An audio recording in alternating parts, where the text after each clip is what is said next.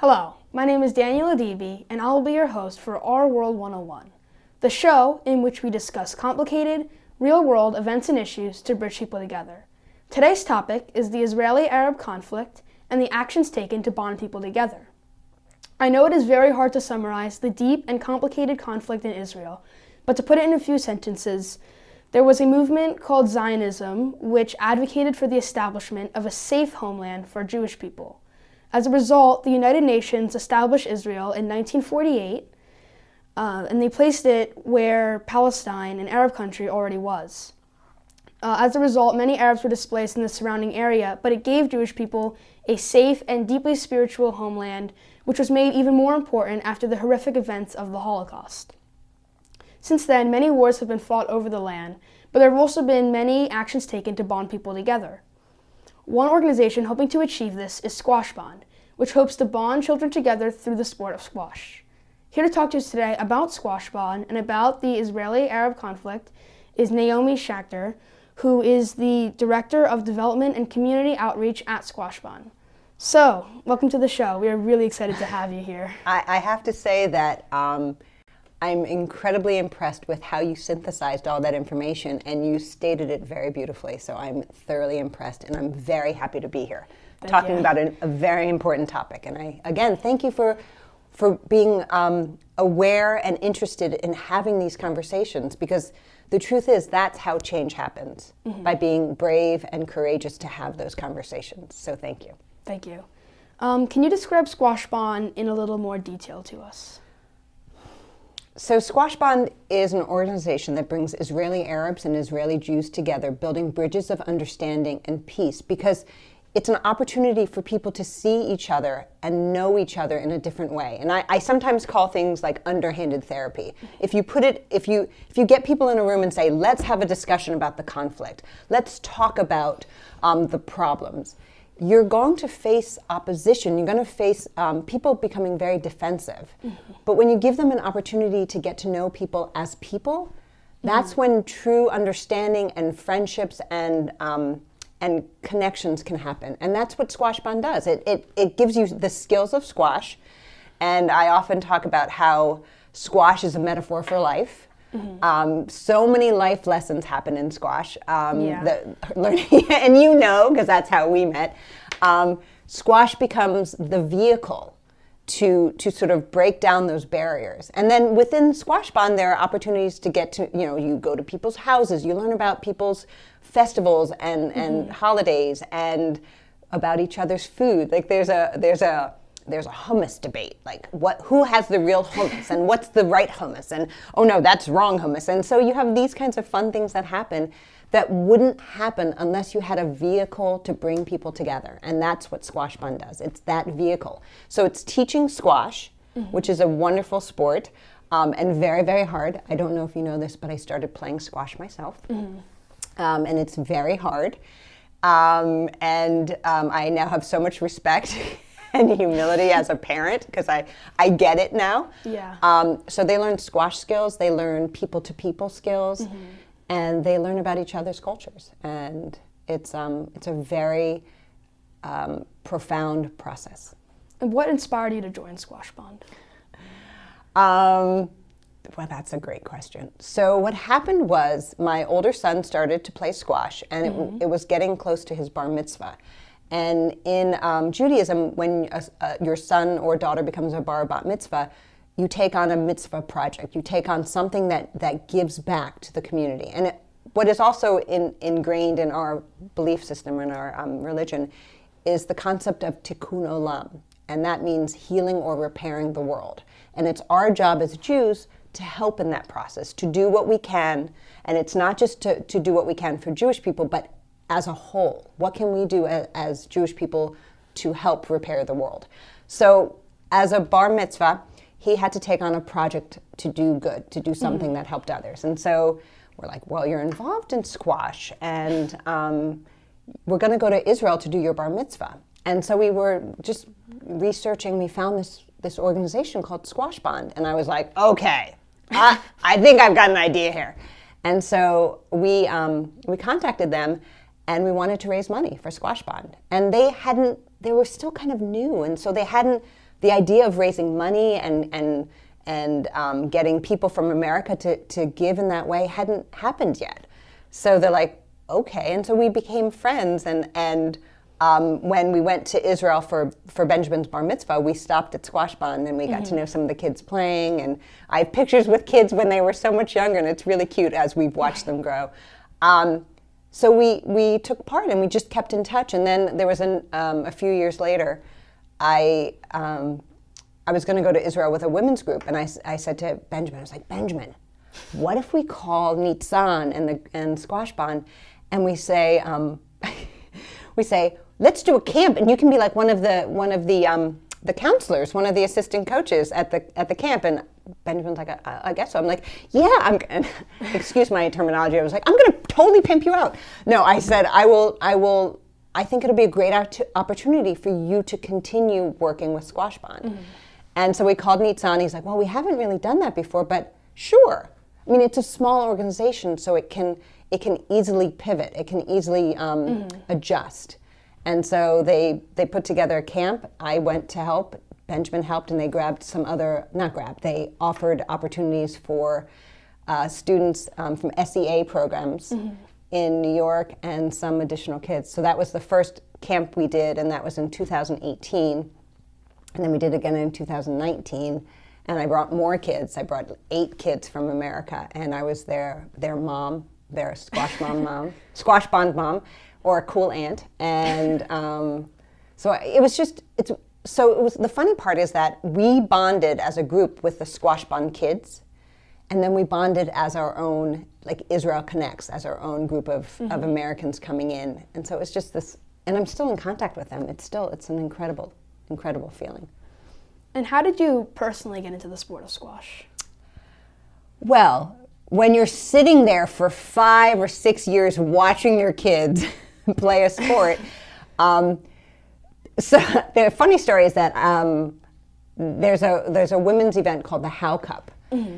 And I was told that it's so much fun, and all these women, like 200 women come and they compete, and that there's this really fun dance party. I was like, well, I want to come to the dance party. And this woman said to me, well, you can't come to the dance party unless you play squash, which I found out only after was a lie. And so I committed to playing squash at the tournament just so I could be in the dance party, just to go dance. Yeah. And so what happened, though, was I really began to love squash because I think as an adult, it's really important to challenge yourself, and it's okay to look stupid, and it's okay to learn something new. And I think that's a lesson for everyone, that you have to be uncomfortable in life in order to grow. And uncomfortable has a bad reputation, but I think that discomfort or that unsettling is a leapfrog to growth. And so I was like, you know what? I don't mind looking silly in front of people. So I tried it, and it's this opportunity, and I always view things as opportunities. It's an opportunity for me to grow, to understand, and I think that was a really key piece for me, is to understand what it feels like to be on the court. Mm-hmm. Not as a parent looking and going, well, why didn't you get that shot? Like, and you see parents like flinching when they're watching their kids play, but when you get on the court and you realize, like, I jokingly said this, like, I know if I could play squash, I'd be like an excellent squash player, so I'm learning. But, I know you have to get to the tee, and so you're at the tee, and I was playing, and my opponent hit it in the back corner, and I was like, wait, you don't expect me to get that? That's like so far away. And you realize like what pressure the kids are under, and what it feels like to be there, and I think that's important to see things from other people's perspective, to understand what it feels like in their shoes, which is exactly, and it's a great segue, which is exactly why I think SquashBond is so important. It's because you learn what people are feeling and understand what it feels like from another person's perspective. That's true empathy, like really understanding what people go through. And so me being on the court and realizing from the outside it doesn't look that big, but from the inside, I'm like sitting on the tee going, I'm gonna need an Uber. Can somebody get an Uber for me? Because that corner is not happening. But in time, when I finally get to the corner and I can hit the ball back, I'm gonna feel such a sense of accomplishment, and I'll see the growth and I'll see that process. And I think that that's what makes it's important for me as a parent, as a person, to understand what it feels like. Yeah, and that's also probably why squash is a great sport for SquashBond, because of all the growth and everything you learn from it. And the other piece that's important is that squash, I used to play tennis, and you're on opposite sides. So you see your opponent, and you're sort of face to face. But with squash, you're in a small space, and you have to give and take, and there's like a dance that happens. And I think it's so apropos for what goes on in the Middle East, because you are in a small area. Yeah. And you have to kind of give and take and kind of figure out your spacing. And I think that it's truly the perfect metaphor. And I think that that's why it lends itself to the program. A really good sort of, again, leapfrog, a little like a platform to grow from. And I just wanted to clear this up a little bit, but can you elaborate on the difference between Arab Israelis and Palestinians? Because I think you said that SquashBond is for Israeli Arab citizens and not for Palestinians. It at this point, at this time, it's just an issue of funding and resources at this point. So Israeli Arabs are citizens of Israel, and so they are as everyone else in Israel. People will say that they're not treated as well, and I wouldn't disagree. I'm not going to deny that, but they are full citizens, and they vote, and they can. The Israeli Arabs can hold office. They can opt in or out of the military. I don't know that fully, but I think that they can serve in the military. I know that for sure. And the Palestinians are just not Israeli citizens. They live in the West Bank or in Gaza. And I don't want to bring up the issues because I'm not a scholar on the Middle East. I did study, and it is very important to me, but it's so nuanced and there's so much gray. It's difficult to sum that up in like 30 minutes. And I wouldn't want to do a disservice to anyone.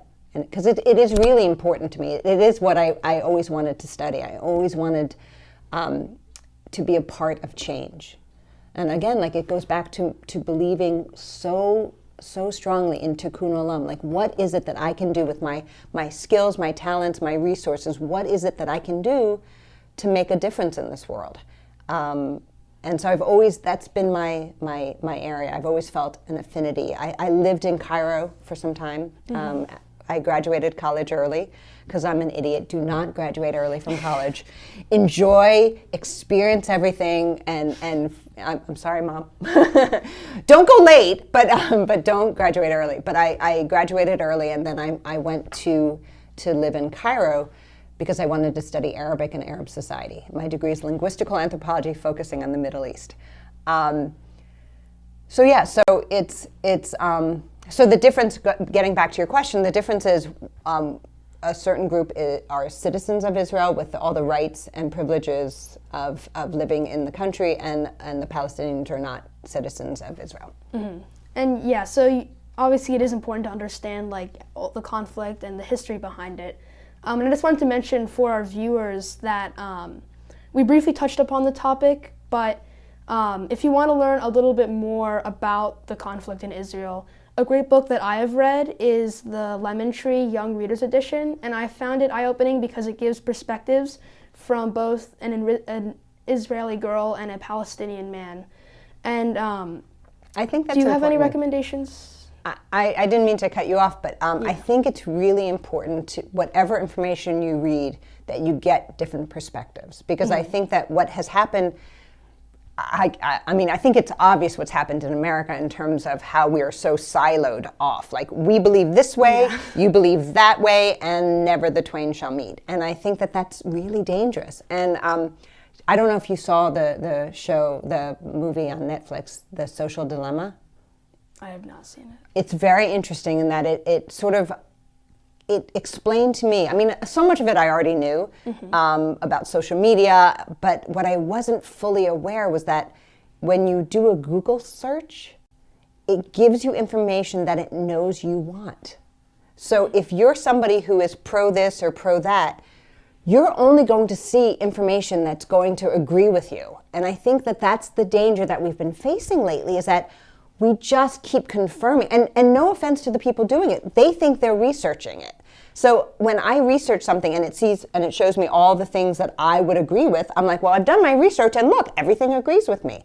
So I try to be very sensitive and very thoughtful and thinking in terms of communicating with others and understanding that it's a process and that people are where they are, and sometimes you need to meet people where they are in order to sort of come to an understanding or maybe possibly move them into thinking differently. But I don't come at you or anyone thinking, well, I'm going to change your point of view, because that is a recipe for disaster. And so I think that, so back to your question again of what would I recommend? I just recommend reading things from different perspectives. If you believe a certain way, challenge yourself and read something from another person's perspective. One of the things we did at SquashBond when we brought the American kids over is we gave them opportunities to meet different people from different backgrounds. So both the SquashBond kids, a few of them joined us, but the Americans got an opportunity to meet a former self-described terrorist who's now believes in nonviolence, but is still protesting, but he protests in a nonviolent way, and he was unbelievable to speak with. And we had an Israeli scholar talk about the Middle East. And so it gives you perspective. And I think more than anything else in this world, perspective is important. To be able to take a step back and to see the big picture and to understand your place in it and what you bring. Because I think we can also have perspective, but we also bring ourselves to that. And if we come to a situation where like, well, I believe a certain way, that's going to affect the way you view information and the way you collect information. So trying to see it from a different perspective and trying to see it from a different point of view and holding your own judgment is really important. Yeah, definitely. So you mentioned that you traveled to Israel and also to some neighboring Arab countries. And like you said, you lived in Egypt for some time. Do you want to hear about the time somebody tried to buy me in Jordan? Maybe another time, but yes, it was a full experience in Jordan. We were at Petra, and we had met some wonderful British men who were accompanying a friend of mine and I, and we were traveling alone in the Middle East, another female friend, and so they befriended us, and so we went to Petra, and when we were walking towards the site, some gentleman said to me, "I want to buy her," and I was like, "Me?" And he goes, "Yes, her." And he kept calling me Ikebira, which means the big one. He's like, "The big one, I want the big one, Ikebira, Ikebira." And I was like, so I'm a little offended at this moment. Not that he wants to buy me, but he keeps calling me the big one. And then the guy pretending to be my husband was like, "Well, yeah, how much?" I'm like, "You can't sell me." And then the guy's like, "Yeah, I want to buy her." And he said, 1 camel and 1,000 dinar. So then I was offended because it was so low. I started negotiating for my own pricing. But that was just a fun little side note. Yes, I've been to Jordan. I've been I lived in Egypt, and I've spent a lot of time in Israel. Yeah. And I remember you told me in Egypt there are only around 20 Jewish people living there, or maybe it was fewer. I forget the exact number. At the time that I was there, it was 25. 25, yeah. And the people that stayed were there mostly to take care of the Jewish sites, because there was no place or there was no reason for them to be there anymore. So the Egyptians left and went to Israel when Israel became a state, or they came to America. It's just, it wasn't safe, and it wasn't, it was suggested that they not be there anymore. Yeah. Yeah, so it just, and so when I was in Egypt, I met up with somebody, and I was at AUC, so I was studying at AUC, and we kind of had this moment where we looked at each other, and he came over, and it's like this secret, we jokingly call it Judar, where you can kind of tell. And so he came over to me, and he leans in, and he's like, "You're Jewish, aren't you?" I said, "Yeah," and he goes, "Me too." But it was like on the down low. He's like, I'm half Jewish, is what he was saying. And I'm like, "Well, why are you here?" And he's like, "Well, it's still my home."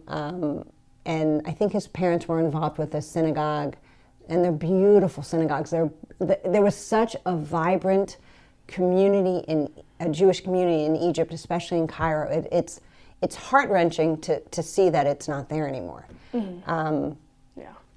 But yeah, it's very, and around, I mean, again, there was very little hope for them to stay in Egypt. When Nasser took over and nationalized all the businesses, a lot of business people also left, Jewish and non-Jewish, because they saw that there was not a lot of hope for them. Yeah. So what were some things that you learned from going to Egypt with a Jewish population that was much lower than other countries? Well, I will say the wonderful thing about being Jewish in America is you are still a small minority, and I felt like it gave me an opportunity to just be myself, because I knew that I was different from everyone else just with that baseline. So it was very freeing as a kid, and so I think that I took that attitude with me wherever I went. And in Egypt, people are like, oh, it's not safe to go. I was like, no, I'll be okay. I was excited. I had always felt an affinity with Egypt. When I was 4 years old, I was at the Metropolitan Museum of Art with my mom and dad, with my family, and I was in the Egyptian section, and I turned to my mom at 4, and I said, I'm going to go to Egypt someday. And I just felt like this connection, and she's like, oh, of course you are. You're a strong woman. You can do whatever you want. Yes. And then when I was 20 and I said, oh, I'm going to Egypt, she goes, I thought you were kidding. So I was like, no. And I said that, the story of the Exodus is when the Jews left Egypt.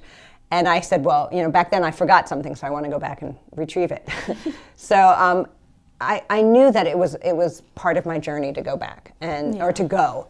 And so it was exciting for me. And what I would say to people is I wouldn't offer up that I was Jewish, because you don't know what you're going to get. Yeah. But if asked, I would never lie. And so on a few occasions, there was this one Saudi Arabian man who had never met any female outside of his family. And so the first woman he meets is me, which is a lot. It's a whole lot to kind of take in. And so it was an opportunity for him to meet an American, a woman, a Jewish woman, and just me and my personality. And so we really became very close, and it was a wonderful experience for both of us, and it was an opportunity to see things from another perspective. Yeah. And I had a few people saying, one gentleman said to me, well, the Jews are the cause of all the problems in the world, and I can spot a Jew from a mile away. And he said, and I can tell you're not Jewish. And I said, well, no, you're wrong. He goes, no, I can do that. And I was like, okay, that's fine. His Judar was broken. But it's really important to me to not write people off, because I think that it's not fair. And I think that I wouldn't want to be written off, and I wouldn't want to be judged. And I think that people grow and people can change, and you just have to give them time and space in order to do that. And so I befriended him, and I just wanted to give him an opportunity to see that what he'd been taught. In fairness, that's what he was taught. I wanted to give him an opportunity to see things, again, from a different perspective, to grow. This isn't about SquashBond, but just a little bit more about me. When I was in high school, there was actually junior high, there was a kid I lived in West Palm Beach at the time. There was a kid who was very much into World War II. Mm-hmm. And World War II, like the Nazi perspective. Yeah. And he had paraphernalia, he had SS stuff. He just thought Hitler was a brilliant tactician, a leader, all of that. And one Halloween, he would just constantly torture me and just really made horrible comments to me. And we went to a Halloween party. He was dressed up like a soldier, like a Nazi soldier, which problematic. And then when I walked in, he pointed the gun at me and said, "Jew, Jew, die," and pulled the trigger. And at that moment, I had a choice. And what was I going to do with that situation? And I made a choice in my head that I was going to teach him. I was going to be an opportunity for growth and change for him. Because if I attacked him as he was, then it would just cement in his mind everything that he wanted to believe. Yeah. So I made it a mission of mine over time to just keep teaching and modeling behavior. And by the time we graduated high school, he turned to me and he said, Naomi, thank you for everything you've taught me, and I consider you my friend. And that wouldn't have happened. That wouldn't have happened if I just said, you know what, you're who you are, and there's no chance for you, and I just wrote him off. But I that little change could have, like, it's the butterfly effect. That little change has huge effects on people. So, that's, I'm not sure, I don't remember. I hope I answered your question. But yes, Egypt is wonderful, and I loved it. But again, I think that I keep that mindset throughout everything I do, that you meet people where they are, and there's always opportunity for change and growth. Yeah. And just be open to it. Yeah, those are really powerful words. Thank you. Is there any advice that you have for kids my age who want to make a change? To be open to different perspectives and to meet people where they are. That's the big thing for me, is to meet people where they are. The mantra that I give my sons is, forgive yourself and forgive others. Mm-hmm. Be patient with yourself and be patient with others, and be open to the possibility. And so I think when you keep those in mind, I also try to find the funny in everything. That's the biggest thing, find the funny. And actually, it's true that if you find the funny in things, you really do connect with people in a very, in a very deep way. So in every situation, when I meet new people, I do try to make people laugh and try to make people feel comfortable. And I think as a kid, having conversations with people, being a little bit outside of your comfort zone, I think is really important. And just be open, listen to other perspectives, be kind, treat people. What I say to people is, do not do things that you don't like to other people. Yeah. And just be the change you want to see. That's not mine, but it's a good line. It's not mine, but being that, but being active and doing the things that will make a difference to you and to help others. Yeah, thank you for sharing that. Well, thank you. Well, we've had a great discussion. We talked a little bit about the Israeli-Arab conflict, SquashBond, and the actions taken to help bond people together, and also your experiences in different Arab countries, and also going to Israel. Again, it was really a great experience talking to you. Thank you so much for coming on the show. Daniel, you're already making the change. You're already doing it by having these conversations, and I'm so impressed with how you've used this pandemic as a way to really make connections, because so many people have felt disconnected. Yeah. And I'm really proud of you, and I'm honored that you asked me, and I cannot thank you enough. Thank you. To all of our viewers, I hope you'll join us for our next episode. I'm Daniel Adibi, and I'll see you soon.